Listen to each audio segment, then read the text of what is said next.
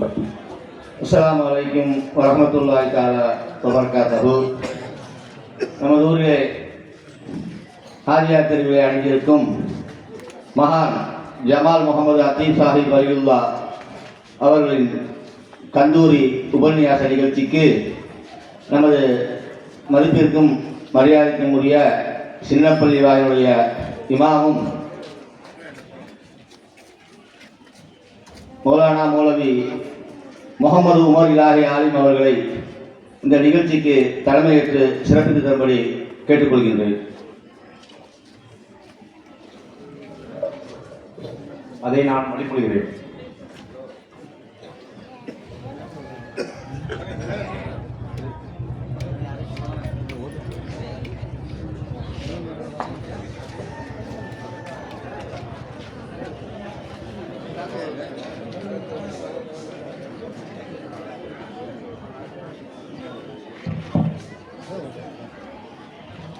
அஸ்ஸலாமு அலைக்கும் வரஹ்மத்துல்லாஹி வபரகாத்துஹு. நிகழ்ச்சியினை அருள்மறை குர்ஆன் ஷரீஃபை ஓதி துவக்கி வைப்பதற்காக கராத் முகமது ராஷித் ஜாசிம் அவர்கள் ஓதுவார்கள். அஸ்ஸலாமு அலைக்கும் வரஹ்மத்துல்லாஹி தஆலா வபரகாத்துஹு.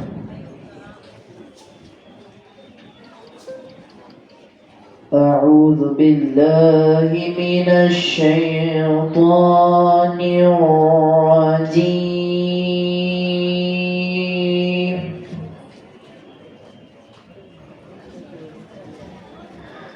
بسم الله الرحمن الرحيم.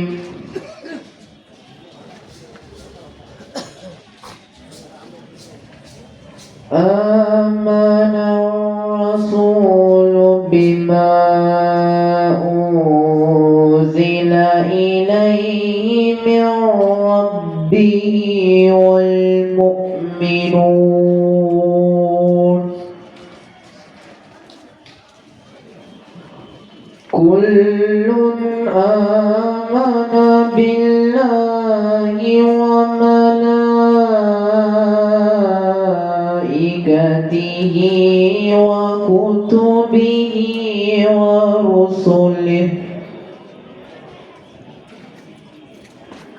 لا نفرق بين أحد من رسله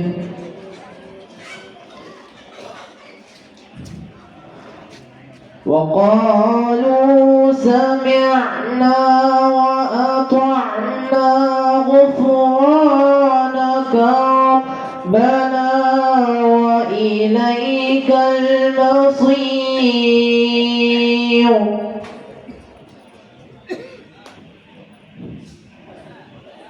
لا يكلف الله نفسا إلا وسعها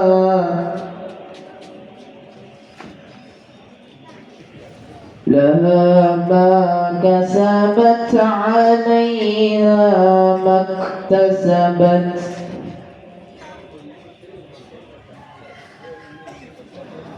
ربنا لا تؤاخذنا إن نسينا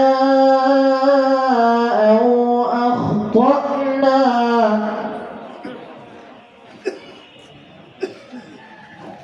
ربنا ولا تحمل علينا إصرا كما حملته على الذين من قبلنا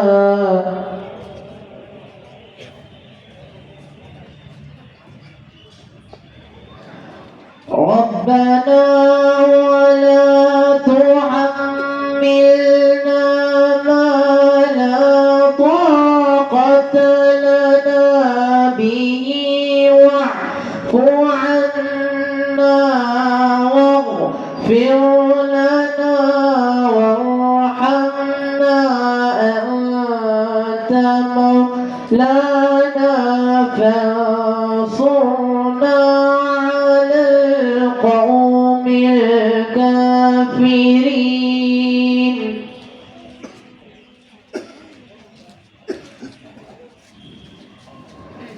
ربنا ولا تحملنا ما لا طاقة لنا به واعف عنا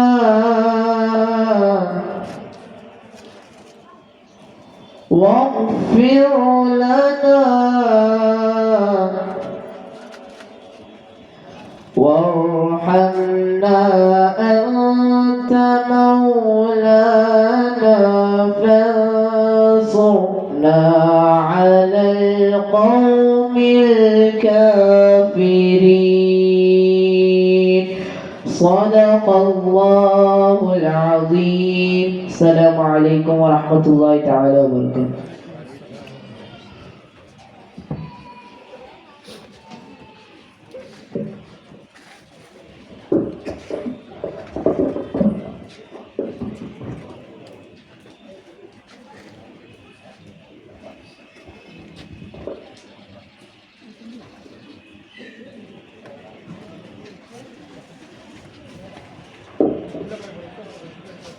السلام عليكم ورحمة الله وبركاته. إن الحمد لله والصلاة والسلام على رسول الله أما بعد أعوذ بالله من الشيطان الرجيم بسم الله الرحمن الرحيم إن الله وملائكته يصلون على النبي يا أيها الذين آمنوا صلوا عليه وسلموا تسليما اللهم صل على سيدنا محمد وعلى آل سيدنا محمد وبارك وسلم عليه اللهم صل على سيدنا محمد وعلى آل سيدنا محمد وبارك وسلم عليه اللهم صل على سيدنا محمد وعلى آل سيدنا محمد وبارك وسلم عليه. பெருகி வரும் கருணையினால் பேருலகை காத்து வரும் பேரருளாளன் அல்லாஹ்விற்கே கோடான கோடி புகழ். இருட்டறையில் இடறிவிடும் இனத்தவருக்கு இனிய இஸ்லாத்தின் பெரும் விளக்கை பிடித்தவராம் பேரின்ப பெட்டகமாம் சர்க்குணத்தின் தாயகமாம் நற்குணத்தின் நாயகமாம் மக்கத்து ரோஜாவாம் மதீனத்து ராஜாவாம் எங்கள் மஹ்மூது முஸ்தபா ரசூலுல்லாஹி ஸல்லல்லாஹு அலைஹி வஸல்லம் அவர்களின் மீதும் நற்பாக்கியங்கள் நிறைந்த அவர்களின் உம்மத்தினர்கள் மீதும் சத்திய சஹாபாக்கள் தாபிழீன்கள் தபஉ தாபிழீன்கள் சுஹதாக்கள் வலிமார்கள் உலகம் முழுக்க நிறைந்திருக்கிற இறைநேச செல்வர்கள் வருகை தந்திருக்கிற ஆன்றோர்கள் சான்றோர்கள் குறிப்பாக விழாவை மிகச் சிறப்பாய் நடத்தி கொண்டிருக்கிற தர்காவினுடைய கமிட்டியாளர்கள் மண்போல் உலா சொசைட்டியினுடைய தலைவர் செயலாளர் முத்தவல்லி உள்ளிட்ட நிர்வாக பெருமக்கள் வருகை தந்திருக்க தாய்மார்கள் சகோதர சகோதரிகள் அனைவருக்கும் அல்லாஹுவின் நல்லருள் அன்பும் கருணையும் கரிசனமும் என்றென்றும் நின்று நடவட்டுமாக. ஆமீன். அன்பிற்கினிய அல்லாஹுவின் நல்லடியார்களே, வரவேற்புரை அதை தாண்டி அனைவரையும் நீளமாக வரவேற்பது என்பது நேரத்தின் அருமை கருதி சுருக்கப்படுகிறது. இருக்கிற நேரத்திலே சில நல்ல விஷயங்களை நாம் பரிமாறிக்கொள்ள வேண்டும். அன்புக்குரியவர்களே, உலகத்திலே இறைநேசர்கள் வலிமார்கள் என்று இஸ்லாத்திலே இருப்பது போல் எல்லா மதங்களிலேயும் அவரவருடைய மதத்திலே புனிதர்கள் இருக்கிறார்கள், இறைநேசர்கள் இருக்கிறார்கள். அந்த மதங்களிலே ஒருவர் புனிதராக ஆக வேண்டும் என்றால் அதற்கு வேறு வழி. இஸ்லாத்திலே ஒருவர் புனிதராக ஆகுவதற்குள்ள வழிகள் வேறு. நிறைய மதங்களில் நீங்கள் பார்க்கலாம், காட்டிலே போய் யாரோடும் பேசாமல் எந்த உறவும் இல்லாமல் இருந்தால் அங்கே அவர்கள் வழியாகி விடலாம். கல்யாணமே பண்ணாமல் இருந்தால் அவர்கள் அங்கே வழியாகி விடலாம். தலையிலே நீண்ட சடைமுடி வளர்த்து மேலாடைகள் இல்லாமல் சுற்றினால் அவர்கள் அங்கே வழியாகி விடலாம். நிறைய பேர் மேலாடை இல்லாமல் அலைகிறார்கள். கேட்டால் அவர்கள் அங்கே அந்த மதத்திலே வழிமார்கள், அந்த மதத்திலே புனிதர்கள். இறை நேசத்திற்கான தகுதி மேலாடைகள் இல்லாமல் சுற்றுவது. அங்கே இறை நேசத்திற்கான தகுதி திருமணமே முடிக்காமல் இருப்பது, தலையிலே நீண்ட சடைமுடி வளர்த்திருப்பது. வேடிக்கையாக சொல்லுவார்கள், தமிழ்நாட்டில் ஒரு பெரிய பிரமாண்டமான ஊர்ல ஒரு நிகழ்ச்சி நடக்குது. அதுல நீண்ட சடைமுடிகளோடு நிறைய பேர் வந்திருக்கிறார்கள். மக்கள் எல்லாம் அவர்களை ரொம்ப புனிதர்களாக, ரொம்ப உயர்வாக கருதுகிறார்கள். ஏன் தெரியுமா? அவங்க கடைசியா குளிச்சு 7 வருஷம் ஆயிடுச்சா. உடம்புல எவ்வளவு தூரம் அழுக்கு சேருதோ அவ்வளவு தூரம் புனிதர்களாகி விடுகிறார்கள், அவ்வளவு தூரம் இறை நேசர்களாக ஆகி விடுகிறார்கள். சுருக்கம், அதாவது திருமணமே முடிக்காமல் ஒரு 5 வருடங்களை கடக்கிற போது ஒரு பட்டம், திருமணம் ஆகாமல் ஒரு 15 வருடங்களை கடக்கிற போது ஒரு பட்டம் கிறிஸ்துவத்திலே இருக்கிறது. அங்கே அவர்கள் புனிதர்கள். சுருக்கமாக சொல்ல போனால், திருமணமே செய்யாமல் இருந்தால், தலையிலே நீண்ட சடைமுடி வளர்த்திருந்தால் புனிதர்களாகி விடலாம், மிகப்பெரிய ஷேக் ஆகிவிடலாம். ஆனால் இந்த மார்க்கத்திலே மட்டும்தான் இறை நேசர்களுக்கான அளவுகோல் மிக துல்லியமாக வரையறுக்கப்பட்டிருக்கிறது. இறை நேசர்கள் என்றால் யார், யார் வழியாக ஆக முடியும், அவர்களுடைய அந்தஸ்து என்ன, வழியாக ஆகுவதற்குள்ள முயற்சிகளுக்கு நாம் என்ன செய்ய வேண்டும் என்று எல்லாம் இந்த மார்க்கத்திலே மட்டும்தான் வரையறுக்கப்பட்டிருக்கிறது.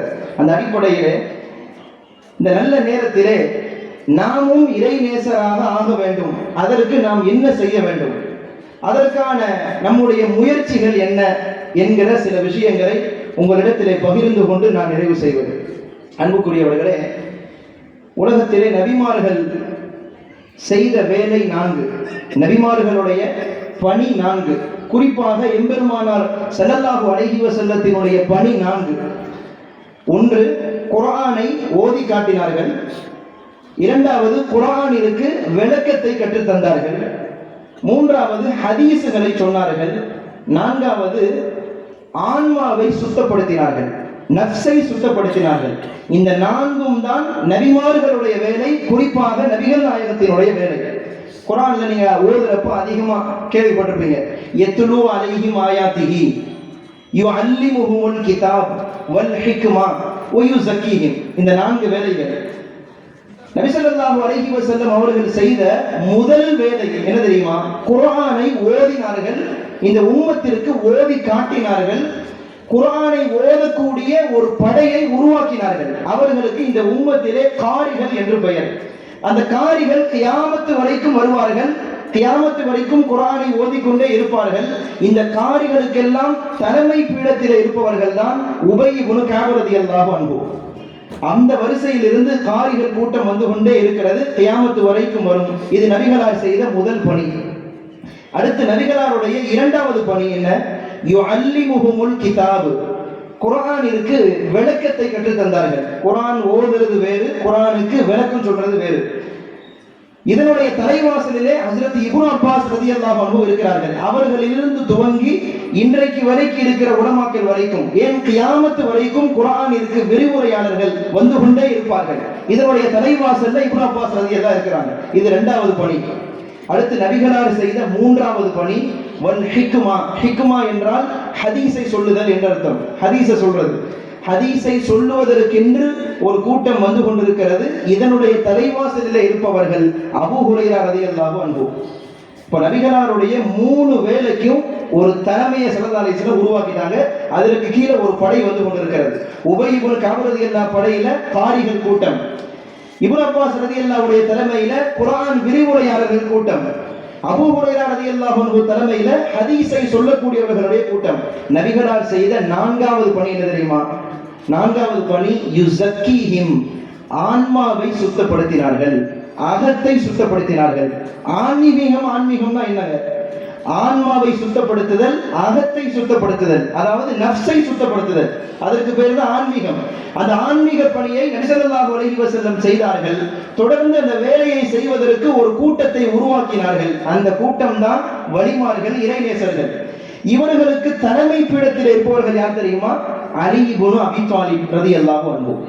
அவர்களில் துவங்கி வலிமார்கள், விநாயகத்தை பெற்றவர்களுடைய கூட்டம் வந்து கொண்டே இருக்கிறது. யோசித்து பார்த்தால் நபிகளார் செய்த 4 பெரும் பணிகளில் 4வது பணியாக இருக்கிற ஆன்மீக பணிக்கு ஸல்லல்லாஹு அலைஹி வஸல்லம் ஒரு கூட்டத்தை உருவாக்கினார்கள். அந்த கூட்டத்திற்கு இந்த உம்மத்தினுடைய தலைவர் அலி ரலியல்லாஹு அன்ஹு அவர்களிலிருந்து துவங்கி வலிமார்கள் வரிசையாக வந்து கொண்டிருக்கிறார்கள்.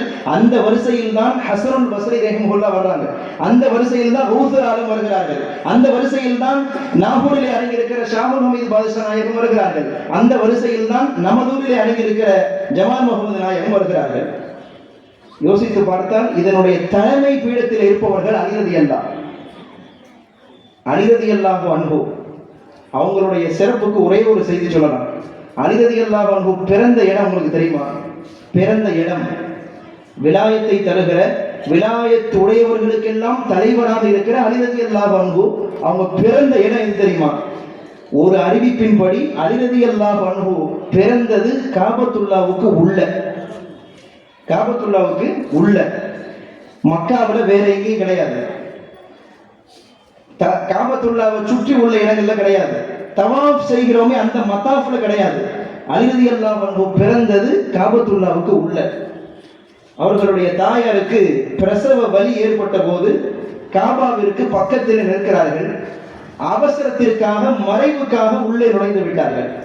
காபாவிற்குள்ளே சர்வ சாதாரணமா அந்த கேட்டுக்குள்ள யாரும் நுழைஞ்சிட முடியாது இன்னைக்கெல்லாம். ஏன்னா எல்லா வீட்டு கதவும் இருக்கிற மாதிரி காபாவுடைய கதவு கிடையாது. அவ்வளவு எளிதா உள்ள நுழைய முடியாது. ஏன் தெரியுமா? நம்ம நின்றா நம்ம தலையிலிருந்து ஆரம்பிக்கும் காபாவுடைய கதவு. உசரமா இருக்கும். ஒரு சராசரியான மனிதன் நின்று கொண்டு கையை தூக்கினால் கை முடிகிற இடத்திலே காபாவுடைய கதவு ஆரம்பிக்கும். சர்வசாதாரணமா யாரும் இன்னைக்கு உள்ள நுழைய முடியாது. ஏறதா இருந்தா ஒரு ஏணியே வேணும். ஆனா அன்னைக்கு காபத்துல்லாவுடைய கதவு அப்படி இல்லை, கொஞ்சம் தாழ்வாக இருந்தது. அலி ரலியல்லாஹுடைய தாயார் பக்கத்திலே காபாவிற்கு பக்கத்தில் நிற்கிறாங்க. திடீரென்று பிரசவ வலி ஏற்படுகிறது. மறைவுக்காக அவசரத்திற்காக உள்ளே நுழைந்து விட்டார்கள். குழந்தை பிரசவமாகிவிட்டது. அந்த பிரசவத்திலே ஆண் குழந்தை பிறந்தது அலி ரலியல்லாஹு அன்ஹு. யோசித்து பார்த்தால் உலகத்தில் யாருக்கும் கிடைக்காத பாக்கியம். ஸல்லல்லாஹு அலைஹி வஸல்லம் அலி ரலியல்லாஹு பார்த்து சொன்னாங்க, அன மதீனத்துல் இல்மி வ அலியுல் பாபுஹா. நான் ஞானத்தின் கல்வியின் பட்டணம் என்றால் அதனுடைய தலைவாசல், அதனுடைய என்ட்ரன்ஸ் கேட், மெயின் கேட் அலி ரலியல்லாஹு அன்ஹு என்று சொன்னார்கள் ஸல்லல்லாஹு அலைஹி வஸல்லம்.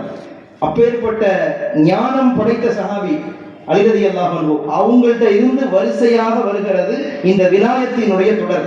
அந்த சங்கிலி தொடரிலே வரக்கூடியவர்கள் தான் நமதூரிலே அடங்கியிருக்கிற ஜமால் முகமது நாயகம், ஆலிம் சஹீபப்பா நாயகம். எல்லா வலிமார்களும் அந்த சங்கிலி தொடரில் இருக்கிறாங்க. அந்த சங்கிலி தொடரை நாமும் பிடிக்க வேண்டும். நாம் பிடித்து விட்டால் நாம் வழியாகி விடலாம். எப்படி பிடிப்பது? வழிபாடுகளாக நாம் எப்படி ஆகுவது? விலாயத்தை நாம் எப்படி அடைவது? ஒன்றும் இல்லை. இங்க இருக்கிற கல்வும் அல்லாவும் கான்டாக்ட் ஆயிட்டா போதும்.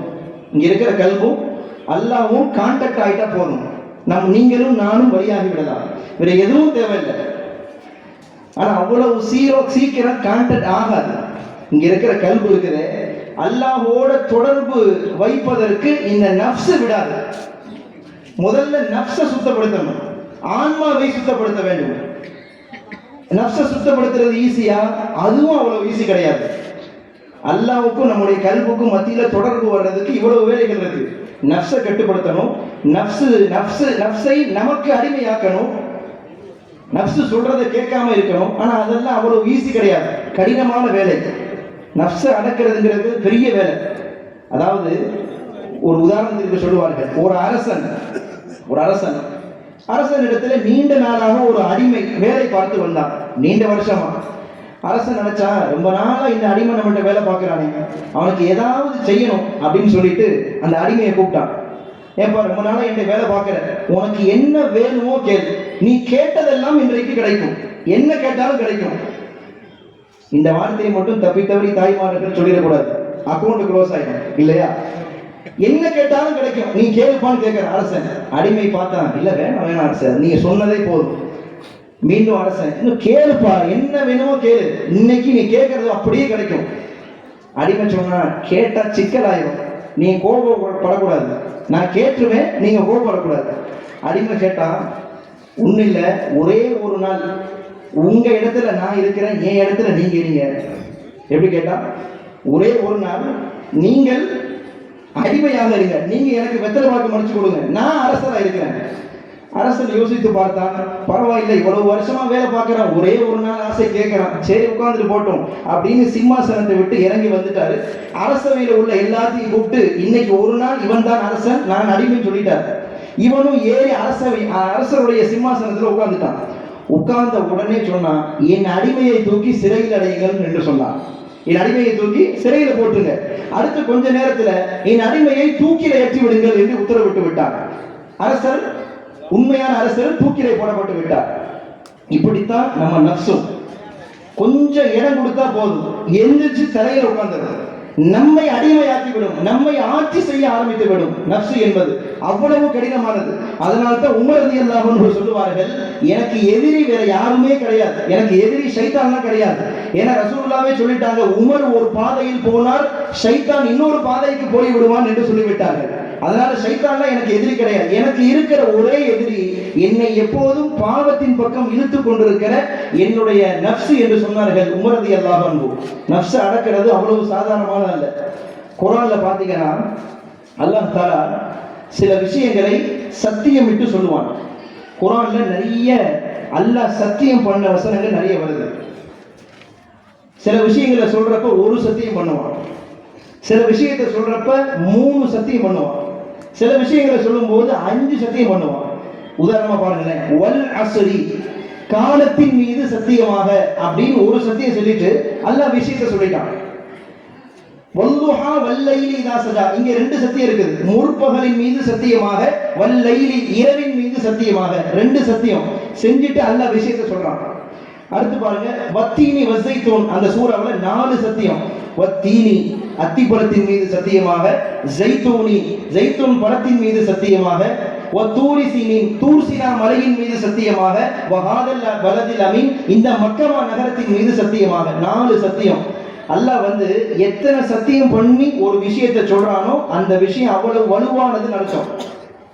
குர்ஆன்லயே பாத்தீங்கன்னா அதிகமாக அல்லாஹ் தஆலா சத்தியம் செய்த ஒரு இடம் இருக்கிறது.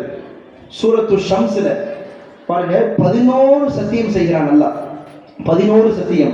வஷ்ஷம்ஸி வதுஹாஹா வல்கமரி இதா தலாஹா வன்னஹாரி இதா ஜல்லாஹா வல்லைலி இதா யக்ஷாஹா வஸ்ஸமாஇ வமா பனாஹா வல்அர்தி வமா தஹாஹா வநஃப்ஸின் வமா ஸவ்வாஹா ஃபஅல்ஹமஹா ஃபுஜூரஹா. மொத்தம் 11 சத்தியம். சூரியன் மீது சத்தியம், சந்திரன் மீது சத்தியம், பூமியின் மீது சத்தியம், வானத்தின் மீது, இப்படியே 11 விஷயத்தின் மீது சத்தியம் செய்து விட்டு அல்லாஹ் ஒரு விஷயத்தை சொல்றான். அப்ப அது எவ்வளவு முக்கியமானதா இருக்கும், எவ்வளவு கவனம் செலுத்தப்பட வேண்டியதா இருக்கும். ஒண்ணு இல்ல, ஒரு விஷயத்தை ஒருத்தர் சொல்ல போறோம், 3 தடவை சொல்லுவோம், வந்திருப்பான்னா அது ரொம்ப முக்கியமா கவனிக்க வேண்டும் அர்த்தம். அந்த மாதிரி 11 சத்தியம் பண்ணிட்டு அல்லாஹ் ஒரு செய்தியை சொல்றான். என்ன சொல்றான் தெரியுமா? கது அஃப்லஹ மன் ஸக்காஹா, யார் நஃப்ஸை தூய்மைப்படுத்தினார்களோ அவர்கள் வெற்றி அடைந்து விட்டார்கள். வகது ஹாப மன் தஸ்ஸாஹா, யார் அந்த நஃப்ஸை பாவத்திலே புகுத்தி விட்டார்களோ அவன் தோல்வி அடைந்து விட்டான் என்று அல்லாஹ் சொல்றான். 11 சத்தியம் பண்ணிட்டு அல்லாஹ் நஃப்ஸை பத்தி பேசுறான்னா அந்த நஃப்ஸ் எவ்வளவு கடுமையானதா இருக்கும், எவ்வளவு கவனிக்கப்பட வேண்டியதா இருக்கும். அவ்வளவு சீக்கிரமா நஃப்ஸை கட்டுப்படுத்த முடியாது. எல்லாத்தையும் நம்ம அடக்கிடலாம், நஃப்ஸை மட்டும் கட்டுப்படுத்த முடியாது. ஒருத்தர் என்ன செஞ்சானா, ஊர்ல திக்ர் செய்ய முடியல, ஒரே சிந்தனையா திக்ர் செய்யணும், ஆனா செய்ய முடியல. பல ஞாபகங்கள், பல பார்வைகள், செய்ய முடியல. ஊருடைய ஒதுக்குப்புறத்துக்கு போய் ஒரு காட்டு பகுதியில, யாருமே இல்லாத பகுதியில உட்கார்ந்து அல்லாஹ்னு திக்ர் செய்யறான். சிக்கிரி செஞ்சா கொஞ்ச நேரத்துல அந்த பகுதியில வாழ்ந்த ஒரு அழகான பெண்மணி அந்த வழியில கடந்து போகுது. இவன் அந்த பெண்மணியை பார்த்துட்டான். என்னடா, ஊர்ல தான் இந்த மாதிரி பல விஷயங்களை பார்க்க வேண்டியது இருக்குது, திக்ரு செய்ய முடியல, இங்க ஊருடைய ஒதுக்குப்புறத்துக்கு வந்தாலும் முடியலையே, சரி கண்ணு திறந்திருக்கிறதுனால பார்க்குது, நாளைக்கு கண்ணை கட்டிட்டு உட்கார்ந்துடலாம் அப்படின்னு சொல்லி அடுத்த நாள் கருப்பு துணியை வச்சு நல்ல கண்ணை கட்டிட்டு உட்கார்ந்துட்டான். உட்கார்ந்து திக்ரு செய்து கொண்டிருக்கிற போது அதே பெண்மணி மீண்டும் வருது, தலை நிறைய மல்லிகைப்பூ வச்சுட்டு வருது. மல்லிகைப்பூடைய வாசம் அவன் மூக்குல ஏறிடுச்சு. ஏறின உடனே அந்த பெண்ணுடைய ஞாபகம் வந்துருச்சு, அவ தான் வர்றா போல. அன்னைக்கு திக்ரு செய்ய முடியல, சிந்தனை மாறிடுச்சு. அடுத்த நாள் என்ன செஞ்சான், மூக்கு திறந்திருக்கிறதுனால சுவாசிக்கிறோம், மூக்கை பஞ்சை வச்சு அடைச்சிட்டான். 2வது நாள் கண்ணை கட்டியாச்சு, மூக்கை பஞ்சை வச்சு அடைச்சாச்சு, திக்ரு செய்யறான். அதே மாதிரி அந்த பெண்மணி அன்னைக்கு வருது, காலில் கொலுசு போட்டு வருது. அந்த கொலுசுடைய சத்தம் இவன் காதில் கேட்குது, சிந்தனை மாறிடுச்சு. அவள் தான் வந்துட்டா போல. சரி, அடுத்த நாள் என்ன செய்யறான், காதையும் பஞ்சு வச்சுக்கிட்டான். காதையும் அடைச்சாச்சு, மூக்கையும் அடைச்சாச்சு, கண்ணையும் கட்டியாச்சு, எல்லாத்தையும் அடைச்சாச்சு. 4வது நாள் எல்லாத்தையும் அடைச்சிட்டு திக்ரு செஞ்சுட்டு இருக்கிறான். அன்னைக்குன்னு பார்த்து அந்த அம்மா வரவே இல்லை. ஆனால் அவனுடைய நப்சு சொன்னிச்சான், இந்த நேரத்துல தான் அந்த அம்மா கடந்து போகும். நப்சு எல்லாத்தையும் அடக்கலாம், நப்சை மட்டும் அடக்க முடியாது. எல்லாத்தையும் கையில வச்சு கட்டியாச்சு, நப்சை எதை வச்சு கட்டுறது? அதனால் தான் சொன்னேன், எல்லாத்தையும் அடக்கி விடலாம். மனிதனுடைய உறுப்புகளில் நப்சை மட்டும் அடக்க முடியாது. அது அவ்வளவு எளிதான காரியம் அல்ல. குர்ஆனிலே உலகத்தை எல்லாம் கெடுத்தவன் ஷைத்தான். உலகத்தை எல்லாம் கெடுத்தவன் ஷைத்தான். ஷைத்தானுடைய கெடுதி இருக்கிறதே சாதாரணமானது இல்லை, ரொம்ப தந்திரக்காரன். ஒவ்வொருத்தரையும் வழிகெடுக்கிறதுக்கு பல வழிகள் வச்சிருக்கிறான். ஆலிம் சாவா அவர் ஒரு மாதிரி வழிகெடுக்கிறது, வணக்கசாலியா அவர் ஒரு மாதிரி வழிகெடுக்கிறது, வியாபாரியா அவர் ஒரு மாதிரி வழிகெடுப்பான். ரொம்ப தந்திரமானவன். உலகத்தை எல்லாம் கெடுத்தவன் ஷைத்தான். அந்த ஷைத்தானை கெடுத்தது யார் தெரியுமா? அந்த ஷைத்தானை கெடுத்தது யாரு? முதல்ல ஷைத்தான் எப்படிங்க கெட்டு போனான்? அவனை மாதிரி வணக்கசாலி யாரும் கிடையாது ஆரம்பத்துல. அவனை மாதிரி புத்திசாலி யாரும் கிடையாது. அவனை மாதிரி யுக்திக்காரன் யாரும் கிடையாது. அவன் எப்படி கெட்டு போனான்? ஷைத்தானை கெடுத்தது குர்ஆன் சொல்லுகிறது ஷைத்தானுடைய நஃப்ஸ் என்று சொல்லுகிறது. அவனுடைய நஃப்ஸ் தான் அவனையும் கெடுத்துச்சு. ஆதமுக்கு சஜிதா செய்யணும்னு சொன்னப்ப உள்ளத்துல அந்த நஃப்ஸ் ஏற்படுச்சு. என்ன ஏற்படுச்சு தெரியுமா? சாதாரண நாளா, எவ்வளவு வருஷமா அல்லாஹ் வணங்கிட்டு இருக்கிற, எவ்வளவு வருஷமா சுஜூது செய்யற, நீ என்ன சாதாரண நாளா போய் மண்ணால படைக்கப்பட்ட ஆதமுக்கு போய் சஜிதா செய்யணும் அப்படிங்கிற லேசான பெருமையை உள்ளத்துல ஏற்படுச்சா இல்லையா? அன்றிலிருந்து அவன் இப்லீஸாக ஆகிவிட்டான், ஷைத்தானா ஆகிட்டான். அது வரைக்கும் அவன் வணக்கசாலி, மலக்குமார்களுக்கு எல்லாம் ஆசான். அது வரைக்கும் ஷைத்தான். அன்றிலிருந்து நஃப்ஸ் கெடுத்துருச்சு. உலகத்தை எல்லாம் கெடுத்தவன் ஷைத்தான் என்றால் அந்த ஷைத்தானையே கெடுத்தது நஃப்ஸ் என்று குர்ஆன் சொல்லுகிறது. நஃப்ஸ் என்பது சாதாரணமான ஒன்று அல்ல. அதை அடக்கிறது மிகப்பெரிய ஒரு கடினமான ஒரு காரியம். அதாவது நஃப்ஸ் ஒரு விஷயத்தை தூண்ட ஆரம்பிச்சிருச்சுன்னா கடைசி வரைக்கும் விடாது. ஷைத்தான் கூட சில நேரத்தில் வாபஸ் வாங்கிடுவான். தொழுகைக்கு விட மாட்டான், எந்திரிச்சு ரொம்ப போயிடலாம். தொழுகையில போய் தக்பீர் கட்டிட்டா சிந்தனை வராது, இருந்தாலும் எப்படியாவது சிந்தனை கொண்டு வந்துடலாம். கெடுத்து பார்ப்பான். சில சமயத்தில் அவன் வாபஸ் வாங்கிடுவான். நஃப்ஸ் எப்பயுமே வாபஸ் வாங்காது. வரலாற்றில் ஒரு செய்தி வருது. இமாம் திருமதி ரஹ்மத்துல்லாஹி அலைஹி, திருமதி ரஹ்மத்துல்லாஹ், அதாவது ஹதீஸ்களை வல்லுனர். நம்ம அடிக்கடி ஹதீஸ்களை சொல்லும் போது இந்த ஹதீஸ் திருமதியில பதிவாக இருக்குது அப்படின்னு சொல்லுவோம். அந்த திருமதி என்கிற நூலை தொகுத்தவர்கள் இமாம் திருமதி ரஹ்மத்துல்லாஹ். அவங்க சின்ன வயசுல ஒரு மருத்துவர், டாக்டர். அப்படி இருக்கிற போது அவங்களுக்கு ஒரு பெண் மருத்துவரோட ஒரு ஃப்ரெண்ட்ஷிப் இருந்துச்சு. அதாவது நல்ல பழக்க வழக்கம் இருந்துச்சு. ஆனா அந்த சமயத்தில் அந்த பெண் மருத்துவர் இமாம் திருமதி ரஹ்மத்துல்லாஹ்வை தப்பான பார்வைக்கு அழைக்க வந்தாங்க. பல முயற்சிகள் செஞ்சுச்சு அந்த அம்மா. ஆனா இமாம் திருமதி ரஹ்மத்துல்லாஹ் சொல்லிட்டாங்க, மஆதல்லாஹ், இந்த இழிவான செயலில் இருந்து அல்லாஹ் என்னை பாதுகாக்கட்டும், இந்த ஹராமுக்கு நான் வரமாட்டேன்னு சொல்லி அன்றிலிருந்து அந்த பெண்ணோட பேசுறது இல்லை, பார்க்கறது இல்லை, எந்த பழக்கமும் இல்லை. சில காலங்கள் ஓடுது. வயசானதற்கு பிறகு, இது எப்போ நடக்குதுன்னா இளமையில, துடிப்புல, வாலிபலத்துல நடக்குது. சில வயசாயிருச்சு. வயசானதற்கு பின்னாடி இமாம் திருமதி ரஹ்மத்துல்லாஹ் ஒரு நாள் உட்கார்ந்து இருக்கிறாங்க. உட்கார்ந்துக்கும் போது நஃப்ஸ் சொல்லுது, அன்னைக்கு வயசு எல்லாமே, எல்லா வாலிபம் துடிப்பு எல்லாம் இருந்துச்சு, இருந்தும் அந்த பெண்மணி தவறா அழைச்சப்ப அந்த வாய்ப்பை பயன்படுத்தாம விட்டுட்டோமே அப்படின்னு நஃப்ஸ் ஒரு சிந்தனையை உள்ள போடுது. அந்த சிந்தனை மாறுறதுக்கு பிறகு இமாம் திருமதி ரஹ்மத்துல்லாஹ் அல்லாஹ்ட்ட துஆ செஞ்சாங்களாம், யா அல்லாஹ், சிறு வயசுல கூட எனக்கு இப்படிப்பட்ட சிந்தனை வரல, அந்த தப்புக்கு நான் போகல, ஆனா இந்த வயசான காலத்துல இப்படி ஒரு சிந்தனையை என் நஃப்ஸ் உள்ளத்துல போட்டுச்சே, என்னை மன்னிச்சிருன்னு துஆ செஞ்சாங்களாம். அன்னைக்கு நைட்டு இரவுல ஸல்லல்லாஹு அலைஹி வஸல்லம் கனவிலே வந்தார்கள். சொன்னார்கள், என்ன சொன்னாங்க தெரியுமா? சின்ன வயசிலே வராத அந்த எண்ணம், நல்ல எண்ணம், வயசானதற்கு பிறகு உனக்கு தீய எண்ணம் வந்து விட்டது. காரணம் என்ன தெரியுமா?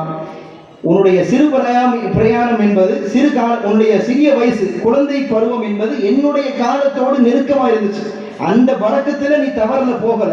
ஆனா இப்போ 40-50 வருஷம் கடந்து வந்துட்ட, என்னுடைய வருஷத்தை விட்டும் தூரமாகி விட்டாய். எனவே உனக்கு இப்படிப்பட்ட ஒரு சிந்தனை வந்தது என்று நபிகளார் சொன்னதாக வரலாற்றில் குறிப்பிடுகிறது. இதை எதற்கு நான் பதிவு செய்யறேன்னா, நஃப்ஸ் என்பது ஒரு பாவத்தை தூண்ட ஆரம்பிச்சுச்சுன்னா விடவே விடாது.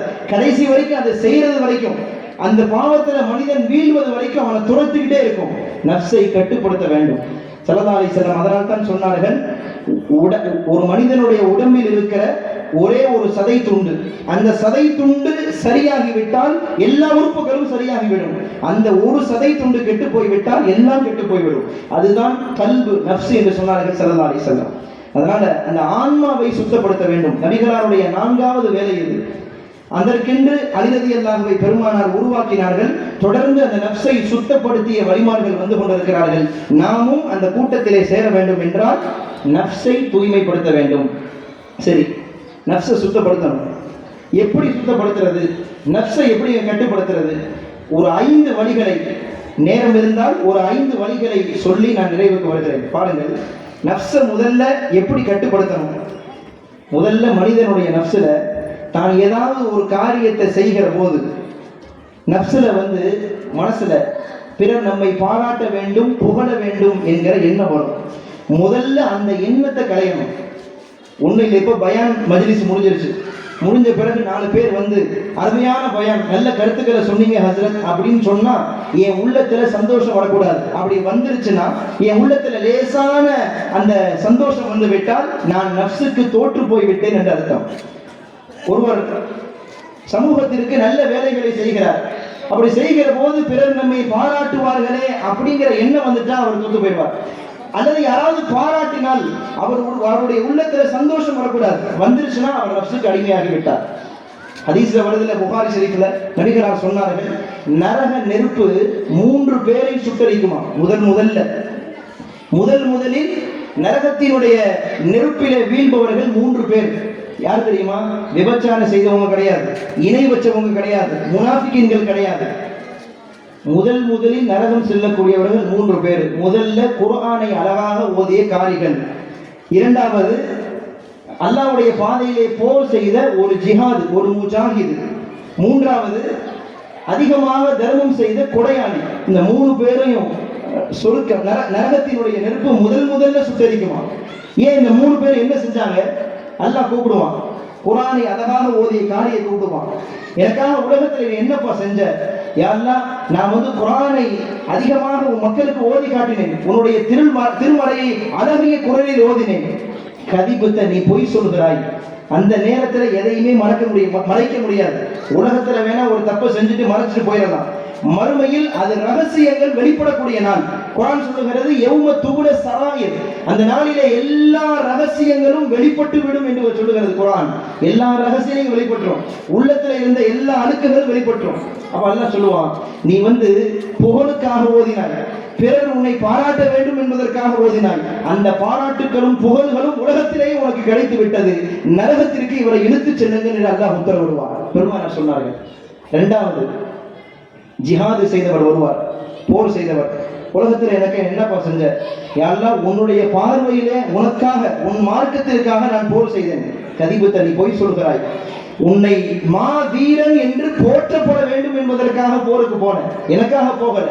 அதை கூலி உனக்கு அங்கேயே கிடைச்சிருச்சு, நரகத்திற்கு இழுத்துச் செல்லுங்கள் என்று அல்லாஹ் உத்தரவிடுவான். 3வது, தர்மம் செய்த கொடையாளி வருவார். எனக்காக என்னப்பா செஞ்ச? யா அல்லாஹ், நீ கொடுத்த செல்வத்தை மக்களுக்கு நான் வாரி வழங்கினேன். கதிபுத்த, நீ பொய் சொல்கிறாய். உன்னை கொடையாளி என்று போற்றப்பட வேண்டும், புகழ வேண்டும் என்பதற்காக செய்தாய், இழுத்துச் செல்லுங்கள் நரகத்திற்கு.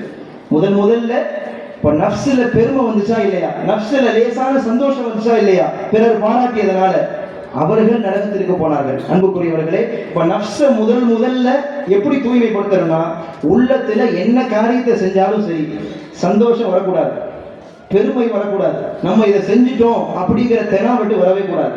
எந்த காரியத்தை செய்தாலும் அல்லாஹ் என்னை செய்ய வச்சான், இதற்கான சக்தி அல்லாஹ் எனக்கு கொடுத்தான், அந்த நிலைப்பாடு உள்ளத்தில் வர வேண்டும். இது வந்தால் நஃப்ஸை தூய்மைப்படுத்தலாம். 1. 2வது வழி, நஃப்ஸை சுத்தப்படுத்துவதற்கு 2வது வழி, மா குத்திர யகூன் என்கிற நிலைக்கு மனிதன் வர வேண்டுமா. சூஃபிகள் சொல்லுகிறார்கள், மா குத்திர யகூன், அல்லாஹ் எனக்கு எதை நிர்ணயித்திருக்கிறானோ அதுதான் என் வாழ்க்கையில் கிடைக்கும். அதுக்கு அதிகமாகவும் கிடைக்காது, குறைவாகவும் கிடைக்காது. அதை அப்படியே ஏற்றுக்கிட்டு போயிடணும். நஃப்ஸ் சொல்லும், எல்லாரும் நல்லா இருக்கிறாங்க, எனக்கு மட்டும் இவ்வளவு சோதனையா அப்படின்னு சொல்லும். அந்த நிமிஷமே நஃப்ஸ் அடக்கணும். அல்லாஹ் தந்தது ஏற்றுக்கிட்டு போயிடணும். நம்ம பெரிய சூப்பர் மார்க்கெட்டை ஓபன் பண்ணி வச்சிருப்போம், பக்கத்துல பொட்டி கடையை வச்சுட்டு நல்லா சமாளிச்சுட்டு இருப்பாரு. நப்சு சொல்லும், என்ன இப்படி இருக்கிறாரு, நம்ம இவ்வளவு பெரிய கடையில ஒண்ணுமே இல்லையே, அல்லாஹ் எனக்கு எதை நிர்ணயிச்சிருக்கிறானோ அது மட்டும்தான் கிடைக்கும், ஒதுங்கி போயிட்டே இருக்கணும். இந்த நிலைக்கு நப்சு வந்து விட்டால் நப்சை வென்று விடலாம். மேல்மக்கள் சொல்லுவார்கள், அதாவது நப்சை கட்டுப்படுத்துறதுக்கு அல்லாஹ்கிட்ட அல்லாஹ்கிட்ட நம்மளை ஒப்படைக்கணுமா, முழுசா அல்லாஹ்கிட்ட நம்மளை கொடுத்துடணும். உதாரணம் சொல்லுவார்கள், ஒரு கஸ்ஸால் மையத்தை குடிப்பாற்றுகின்றவன், அவனிடத்திலே ஒரு மையத்து எப்படி நடந்து கொள்ளுமோ அது போன்று அல்லாஹ்வுக்கு முன்னால் நீ நடந்து கொள், நப்சை வென்று விடலாம்.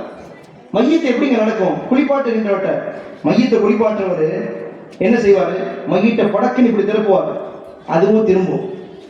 தண்ணி எடுத்து பலாறுன்னு ஊத்துவார் மையத்து மேல. அது சொல்லுமா, ஏப்ப இவ்வளவு பலாறுன்னு ஊத்துறியே, கொஞ்சம் நிதானமா ஊத்துனா என்ன சொல்லுமா? சொல்லாது, வாங்கிக்கும். சுடுதண்ணியா இருந்தா எடுத்து சூடா உடம்புல ஊத்துவார், அது சொல்லுமா, ஏப்ப இவ்வளவு சூடா ஊத்துற, கொஞ்சம் ஆற வச்சு ஊத்துனா என்ன சொல்லுமா? அப்படி எந்திரிச்சு சொன்னா அவர் மையத்தாயிடுவார் இல்லையா, அவர் மையத்தாயிடுவார். அப்படி புரட்டுறாரு, இப்படி புரட்டுறாரு, கொஞ்சம் மெதுவா புரட்டுப்பா, உடம்பெல்லாம் வலிக்குது சொல்லுமா? சொல்லாது, சொல்லுவதற்கு சக்தியும் கிடையாது. இந்த நிலைக்கு உன்னை அல்லாஹ்விடத்திலே ஆக்கிக்கொள். அல்லாஹ் எப்படி புரட்டினாலும் புரளு, அல்லாஹ் எதை சொன்னாலும் அதை கபூல் செய். அல்லாஹ் தஆலா எதை எவ்வளவு சோதனைகளை கொடுத்தாலும் அல்லாஹ் எனக்கு நிர்ணயித்தது அப்படி என்று சொல்லி கடந்து போய்விட வேண்டும், அதை ஏற்றுக்கொள்ளணும். செய்தால் நப்சை வென்று விடலாம். உலகத்துல காய்ச்சல் வருது, சிக்கன் குனியா அடிக்குது, கடுமையான காய்ச்சல், கைகால்கள் வலி, ஒரு வாரமா படுத்த படுக்கையிலேயே கிடக்கிறோம். நான் இவ்வளவு நாள படுத்த படுக்கையே கிடக்கிறானே, எனக்கு மட்டும் ஏன் இவ்வளவு நோய் அப்படின்னு போய் ஊர் முழுக்க சொல்லக்கூடாது. அப்படி சொல்லிவிட்டால் நப்சிடத்திலே தோற்று போய்விட்டோம், சொல்லிட்டா நப்சில தோற்று போயிட்டோம். யார்கிட்டையும் சொல்லக்கூடாது. மருத்துவர்கிட்ட போய் சொல்றது வேற, போய் அவர்கிட்ட சொல்லி மருந்து வாங்குறது வேற விஷயம். ஊர் முழுக்க பார்க்கிற நபர்கிட்ட எல்லாம் எனக்கு முடியல, நான் படுத்து படுக்கையா கிடக்க அப்படின்னு சொல்றது அல்லாஹ்வை குறை சொல்வதற்கு சமம். ஏன்னா அல்லாஹ் தந்த நிறைய சொல்லல, அல்லாஹ் ஆஃபியத்தை தந்தான் இத்தனை வருஷமா, அந்த ஆஃபியத்தை போய் ஊர் முழுக்க சொன்னமா? அல்லாஹ் வசதி வாய்ப்புகளை தந்தான், அதை போய் ஊர் முழுக்க சொன்னமா? சொல்லல. அல்லாஹ் தந்த முசீபத்தை மட்டும், நோயை மட்டும் ஏன் சொல்ல வேண்டும்? அப்படி சொன்னால் அல்லாஹ்வை குறை சொல்வதற்கு சமம் என்று எழுதுகிறார்கள். அப்ப அல்லாஹ் எதை நம்ம வாழ்க்கையில நிர்ணயித்திருக்கிறானோ அதை பொருந்தி கொண்டு போனால் நப்சை வென்றெடுத்து விடலாம். இது இரண்டாவது வழி. அடுத்து நப்சை சுத்தப்படுத்துவதற்கு மூன்றாவது வழி, உலகத்துல எனக்கு இருக்கிற எதுவுமே என்னுடையது கிடையாது, எதுவுமே எனக்கு சொந்தமானது இல்லை அப்படிங்கிற ஒரு உணர்வு நம்முடைய உள்ளத்துல வரணும். சும்மா இந்த போன் யாருக்குரியது அப்படின்னு கேட்டா இது எனக்குரியது அப்படின்னு சொல்றதுல தவறு இல்லை. எனக்கு மட்டுமே உரியது அப்படிங்கிற எண்ணம் உள்ளத்துல வரக்கூடாது. அதாவது நம்ம வீட்டுல அப்படி நடக்க வேணாம். 5 பவுன் நகை காண போயிடுச்சு, சும்மா உதாரணத்துக்கு வைங்க, 5 பவுன் நகை காண போயிடுச்சு. என்ன செய்வோம்? கவலைப்படுவோம், அழுகுவோம், பதறுவோம், என்னென்ன கண்ணீர் வடியும், 4 நாளைக்கு சாப்பாடு இறங்காது, பெரிய இவ்வளவு கஷ்டப்பட்டு சேர்த்து வச்சேனே அப்படின்னு பல பேர்கிட்ட போய் சொல்லுவோம் இல்லையா? அதே ஒரு 4 நாள் கழிஞ்ச பிறகு மும்பையில ஒரு பெரிய நகை கடையில ஒரு 500 பவன் நகை திருட்டு போயிடுச்சு அப்படின்னு ஒரு செய்தி வருது, பேப்பர்ல படிக்கிறோம். கவலைப்படுவோமா? அழுவோமா? சாப்பிடாம இருப்போமா? கேட்டுட்டு அப்படியே கடந்து போயிருவோம். 5 பவன் நகை தொலைந்து போன போது அவ்வளவு கவலைப்பட்ட நாம் 500 பவன் அங்கே தொலைந்து போய்விட்டது அப்படின்னு கேள்விப்படுகிற போது எந்த ஃபீலுமே நமக்கு வரல. ஏன்? 5 பவனை என்னுடையது என்று கருதியதால் அந்த கவலை நமக்கு ஏற்பட்டது. 500 பவன் அது நம்முடையது அல்ல என்கிற சிந்தனை வந்ததால் நமக்கு கவலை ஏற்பட்டுச்சு. இப்ப நகைக்கு வச்சு நம்ம உதாரணம் சொன்னோம், அது தொலைஞ்சு போனா எல்லாரும் கவலைப்படுவோம். எல்லா விஷயமுமே நமக்கு வாங்கி போட்டிருக்கிற சொத்து கிட்டு எதுவுமே என்னுடையது இல்லை, எல்லாம் ரப்பு கொடுத்தது, எனக்குரியது இல்லை அப்படிங்கிற எண்ணம் உள்ளத்துல வரணும். முஹையத்தீன் இப்னு அரபி என்று மிகப்பெரிய ஒரு மகான், ஹவுஸ் நாயகத்தினுடைய காலத்திலே வாழ்ந்தவர்கள், மிகப்பெரிய கோடீஸ்வரரும் கூட. ஒரு 3 உலமாக்கள் அவங்கள்ட்ட போய் பையத் எடுக்கலாம், முரீது வாங்கலான்னு போறாங்க. பக்தாதுக்கு போறாங்க. போய் முஹையத்தீன் இப்னு அரபி எங்க இருப்பான்னு விசாரிக்கிறாங்க. அந்த 2 கடை காட்டப்படுது.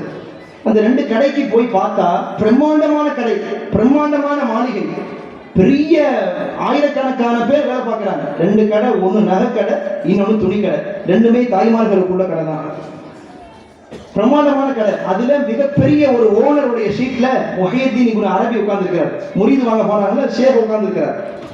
3 பேர் போய் பார்த்துட்டு நினைச்சாங்கன்னா இவ்வளவு பண வசதி உள்ளவர், கோடீஸ்வரராக இருக்கிறாரு, இவருடைய கல்விலேயே அல்லாஹ் இருக்க போறான், இவர் கல்வி முழுக்க பணம்ல நிறைஞ்சிருக்கும், இவர்கிட்ட போயா நம்ம முறிது வாங்க வந்தோம் அப்படின்னு நினைச்சாங்க. லொஹருடைய நேரம் வந்துச்சு, எல்லாரும் தொழுகை கிளம்பி போயிட்டாங்க. அந்த சேர்ல உட்கார்ந்து இருக்கிற ஷேக்கும் போயிட்டாரு. கடையில வேலை பார்த்து ஆயிரக்கணக்கான பேர் எல்லாருமே போயிட்டாங்க, தொழுகைக்கு போயிட்டாங்க. இந்த 3 பேர் தொழுகை முடிஞ்சிருச்சு. முடிஞ்ச பிறகு யார்கிட்ட முறிது வாங்க போனாங்களோ, முஹியத்தீன் இப்னு அரபி வீட்டில் விருந்து ஏற்பாடு செய்யப்பட்டிருக்கு. இந்த 3 பேரையும் அழைச்சிட்டு போறாரு. அழைச்சிட்டு போனா விருந்தை பார்க்கிறாங்க, தாறுமாறான விருந்து, வகை வகையான விருந்து. இந்த விருந்தெல்லாம் பார்த்து இவர்கிட்டயா இவருடைய கருவிலேயே அல்லாஹ் இருக்க போறான், இவர்கிட்ட போய் நம்ம ஷேக்காக போறோம், இவர்கிட்ட போய் நமக்கு பையத்தை வாங்கணுமா, வாங்க வேணாம்னு முடிவு செஞ்சுட்டாங்க. சாப்பிட்டு முடிச்சு கிளம்ப போறாங்க.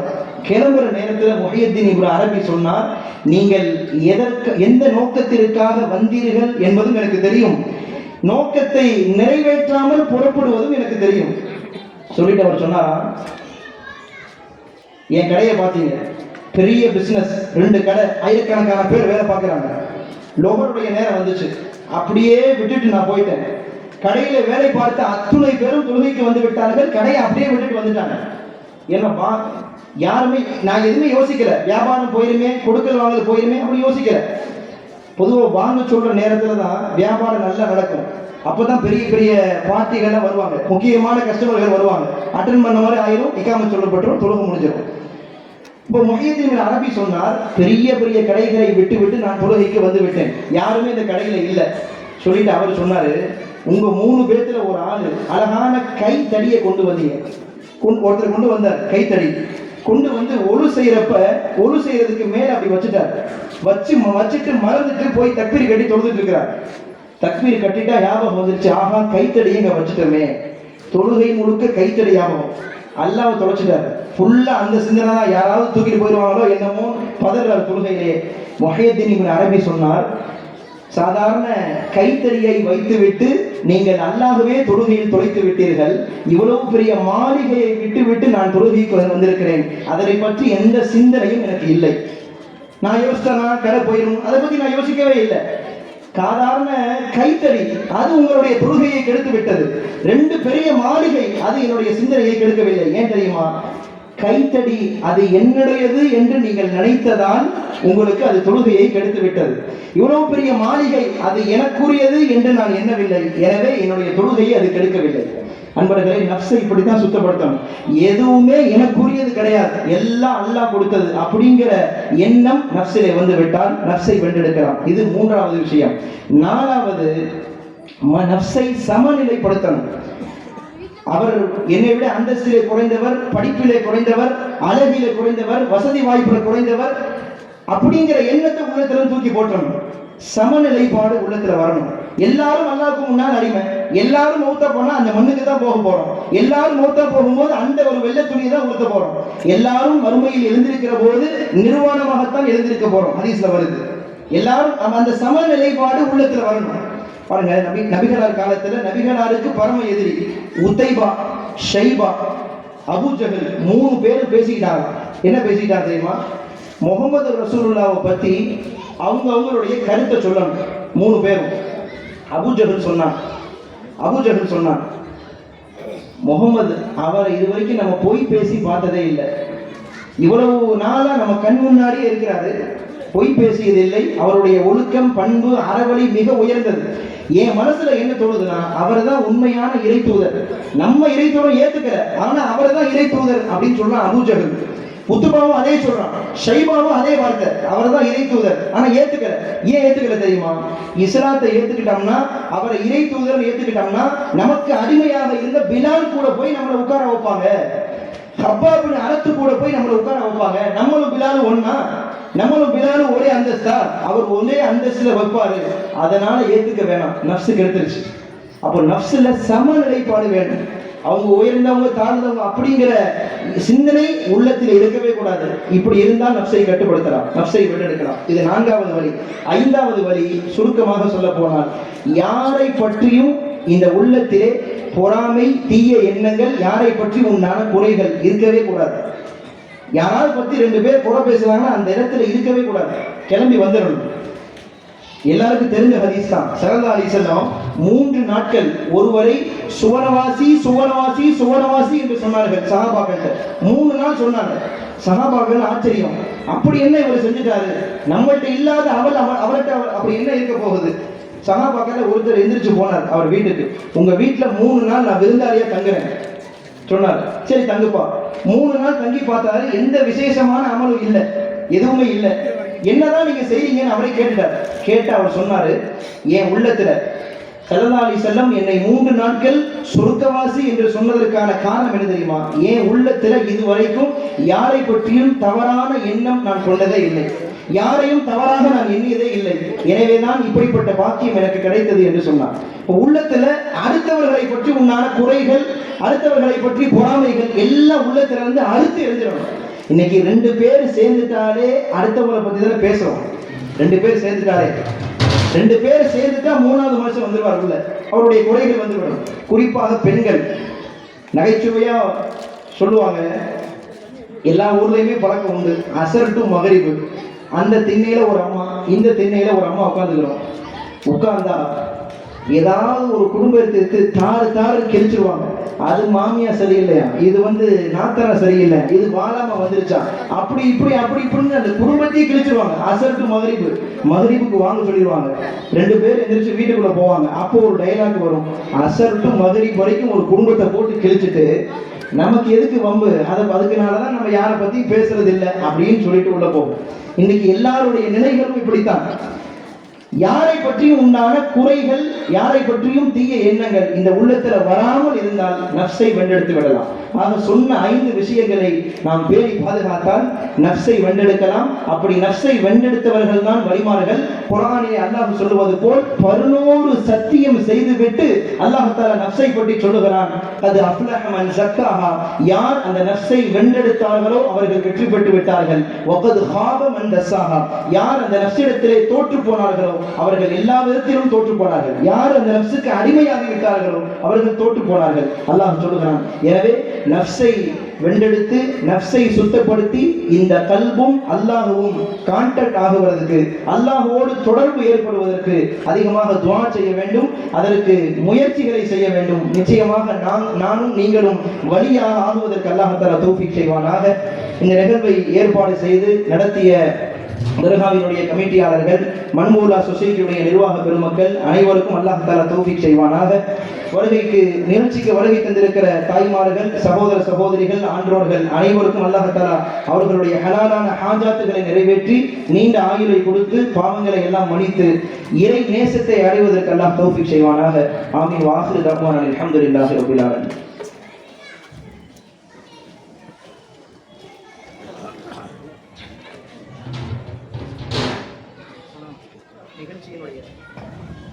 நிகழ்ச்சியினுடைய இறுதிக்கு வந்துவிட்டோம். நன்றியுரை சொல்வதற்காக முகமது நஸ்ருதீன் அவர்கள் வருவார்கள்.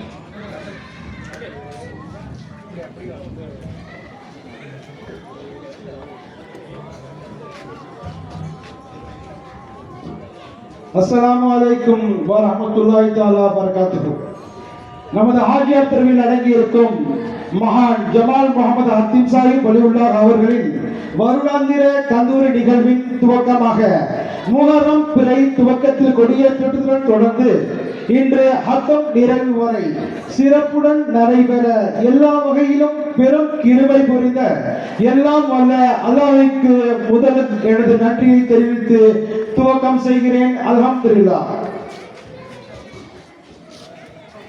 சிறப்பு வாய்ந்த இந்த நிகழ்ச்சிக்கு தலைமை ஏற்று சிறப்புரையாற்றி அமர்ந்திருக்கும் சின்ன பள்ளிவாயுடைய இமாம் அவர்களுக்கும், துவக்கத்தில் வரவேற்புரை நிகழ்த்திய பொன்னாச்சி சேவை மைய அறக்கட்டளையின் நிறுவனர் சின்னப்பள்ளி வாயில் முத்தவல்லி அவர்களுக்கும், தினமும் மௌலது ஓதி சிறப்பித்து மன்பவுல் உலா அரபிக் கல்லூரியுடைய மாணவர்கள் அவர்களுக்கும், ஒவ்வொரு நாளும் சீரை வழங்கி சிறப்பித்த நல்ல உள்ளங்களுக்கும், அதுபோல் இந்த பயான் நிகழ்ச்சிக்கு காலம் காலமாக நிதி உதவி அளித்து வரும் நமது மன்பவுல் உலா சபையின் அல்வக்குல் இஸ்மாயில் நிறுவனத்தார்களுக்கும், இந்த விழா நிகழ்ச்சிக்கு சிறப்புடன் ஒளி அமைத்து தந்த பாரியான்கோ நிறுவனத்தார்களுக்கும் விழாவிற்காக தயால சிந்தனையுடன் நன்கொடைகள் வழங்கிய நல்ல உள்ளங்களுக்கும் உடலால் ஒத்துழைப்பு நல்கிய அனைத்து சகோதரர்களுக்கும் சிறப்பான கருத்தால் நல்ல பல ஆலோசனைகள் வழங்கிய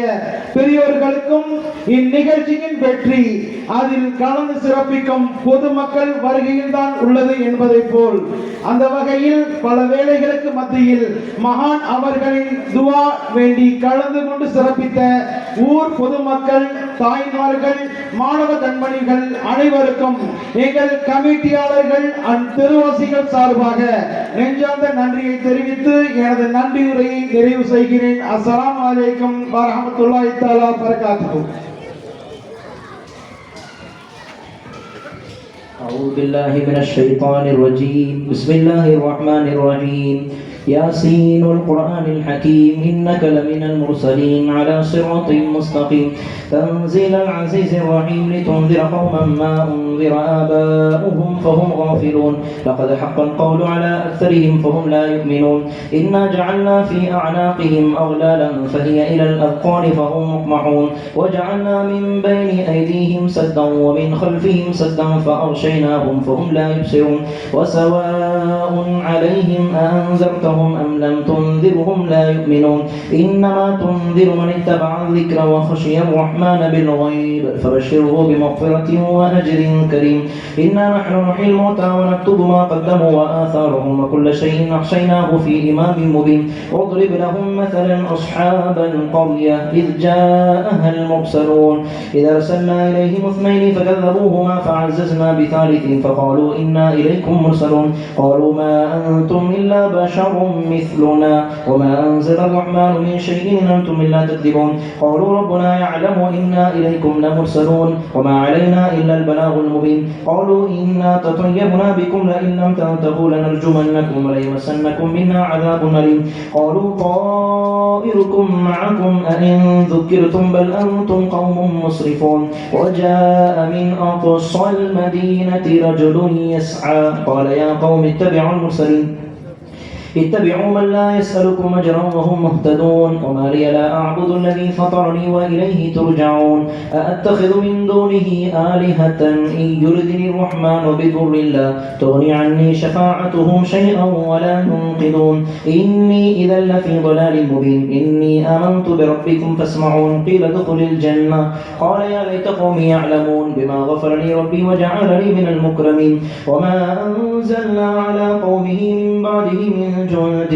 من السماء وما كنا منزلين إن كانت إلا صيحة واحدة فإذا هم خامدون يا حسرة على العباد ما يأتيهم من رسول إلا كانوا به يستهزئون ألم يروا كما أهلكنا قبلهم من القرون أنهم إليهم لا يرجعون وإن كل لما جميع لدينا محضرون وآية لهم الأرض الميتة أحييناها وأخرجنا منها حبا فمنه يأكلون وجعلنا فيها جنات من نخيل وأعناب وفجرنا فيها من العيون ليأكلوا من ثمره وما عملته أيديهم أفلا يشكرون سبحان الذي خلق الأزواج كلها مما تنبت الأرض ومن أنفسهم ومما لا يعلمون وآية لهم الليل نسلخ منه النهار فإذا هم مظلمون والشمس تجري لمستقر لها ذلك تقدير العزيز العليم والقمر قدرناه منازل حتى عاد كالعرجون القديم الشمس ينبغي لها أن تدرك القمر ولا الليل سابق النهار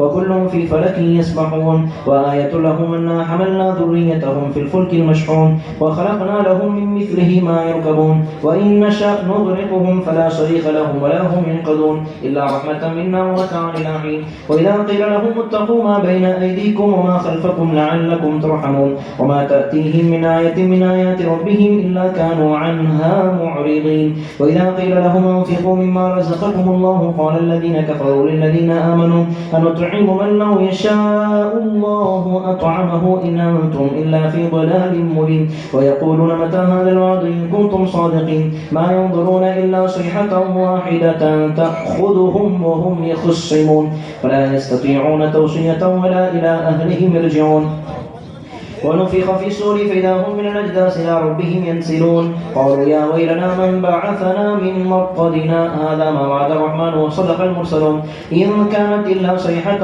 واحدة فإذا هم جميع الذين محضرون فاليوم لا تظلم نفس شيئا ولا تجزون إلا ما كنتم تعملون إن أصحاب الجنة اليوم في شغل فاكهون هم أزواجهم في ظلال على الأرائك متكئون لهم فيها فاكهة ولهم ما يدعون سلام قولا من رب رحيم وامتاز اليوم أيها المجرمون ألم أعهد إليكم يا بني آدم ألا تعبدوا الشيطان إنه لكم عدو مبين وأن اعبدوني هذا صراط مستقيم ولقد أضل منكم جبلا كثيرا فلم تكونوا تعقلون هذه جهنم التي كنتم توعدون اصلوها اليوم بما كنتم تكفرون اليوم نختم على أفواههم وتكلمنا أيديهم وتشهد أرجلهم بما كانوا يكسبون ولو نشاء لطمسنا على أعينهم فاستبقوا الصراط فأنى يبصرون ولو نشاء لمسخناهم على مكانتهم فما استطاعوا مضيا ولا يرجعون محمد وبارك وسلم عليه سبحان الله والحمد لله ولا إله إلا الله والله أكبر ولا حول ولا قوة إلا بالله العلي العظيم الله أكبر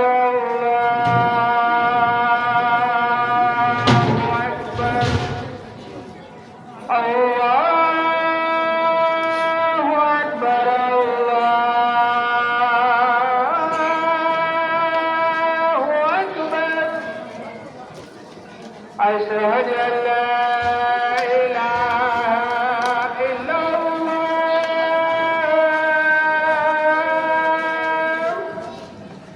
أشهد أن لا إله إلا الله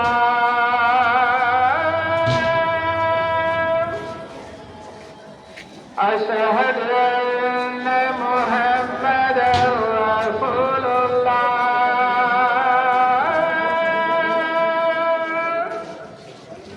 أشهد أن محمدا رسول الله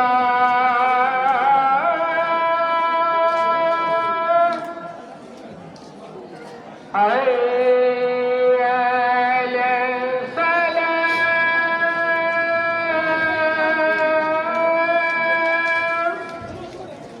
حي على الفلاح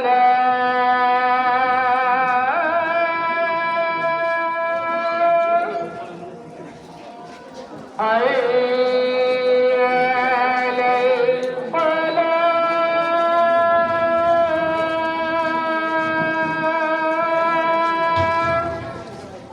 حي على الفلاح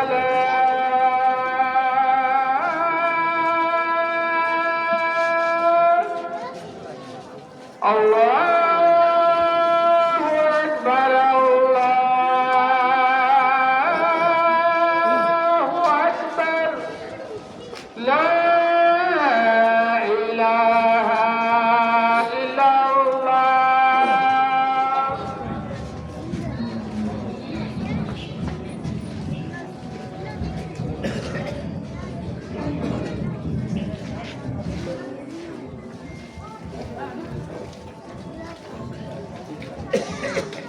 இன்ஷால்லா 8:30 மணிக்கு இகாமத்து சொல்லப்படும்.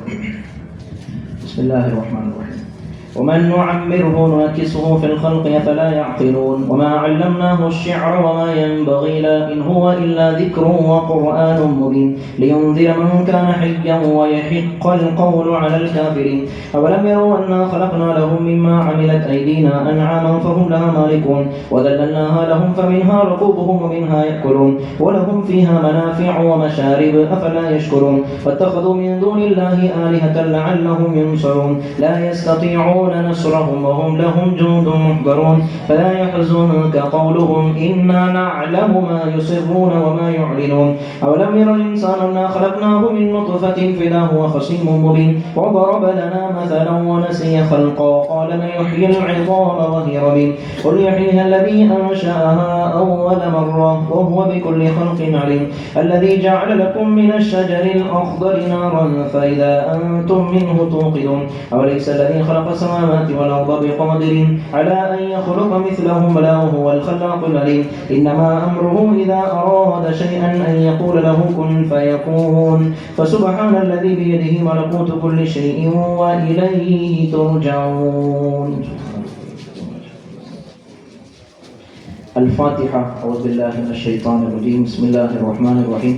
الحمد لله رب العالمين الرحمن الرحيم مالك يوم الدين إياك نعبد وإياك نستعين اهدنا الصراط المستقيم صراط الذين أنعمت عليهم غير المغضوب عليهم ولا الضالين آمين. بسم الله الرحمن الرحيم. قل هو الله أحد الله الصمد لم يلد ولم يولد ولم يكن له كفوا أحد. بسم الله الرحمن الرحيم. قل هو الله أحد الله الصمد لم يلد ولم يولد ولم يكن له كفوا أحد. بسم الله الرحمن الرحيم. قل هو الله أحد الله الصمد لم يلد ولم يولد ولم يكن له كفوا أحد. بسم الله الرحمن الرحيم. قل أعوذ برب الفلق من شر ما خلق ومن شر غاسق إذا وقب ومن شر النفاثات في العقد ومن شر حاسد إذا حسد.